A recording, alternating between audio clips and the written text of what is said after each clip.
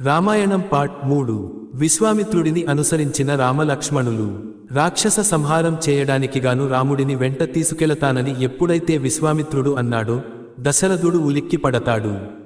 రాక్షస సంహారం చేయడానికి తాను సిద్ధంగా ఉన్నానని, తాను వస్తానని దశరథుడు అంటాడు.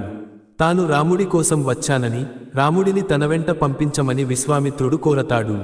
ఆ మాటతో దశరథుడు మరింత ఆందోళనకు లోనవుతాడు. రాముడికి ఇంకా పసితనం పోలేదని, అలాంటి రాముడు రాక్షస సంహారం ఎలా చేయగలడని అంటాడు. ఆ మాటకు విశ్వామిత్రుడు అసహనానికి లోనవుతాడు. యాగరక్షణకి తగినవాడు రాముడని భావించే తాను వచ్చానని, అది ఇష్టం లేకపోతే తాను వెళ్ళిపోతానని విశ్వామిత్రుడు అంటాడు.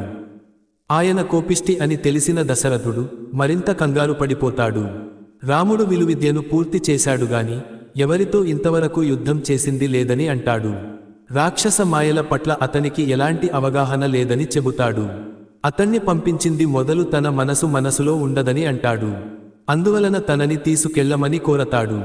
ఇక దశరథుడిని ఒప్పించడం తన వలన కాదని భావించిన విశ్వామిత్రుడు వెంటనే పైకి లేస్తాడు. అది గమనించిన వశిష్ఠ మహర్షి కాసేపు ఓపిక పట్టమని విశ్వామిత్రుడిని కోరతాడు.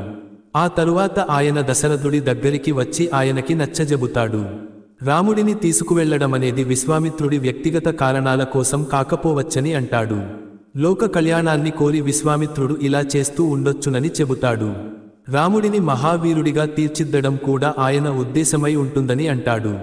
అందువలన రాముడిని గురించిన ఆందోళన చెందవలసిన పనిలేదని, నిస్సందేహంగా పంపించవచ్చనే అభిప్రాయాన్ని వ్యక్తం చేస్తాడు.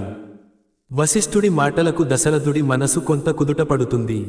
తపోబల సంపన్నుడైన విశ్వామిత్రుడి నీడలో రాముడికి ఎలాంటి అపాయం జరిగే అవకాశం లేదని అర్థం చేసుకుంటాడు. అందువలన రాముడిని పంపించడానికి భయపడవలసిన అవసరం లేదని గ్రహిస్తాడు.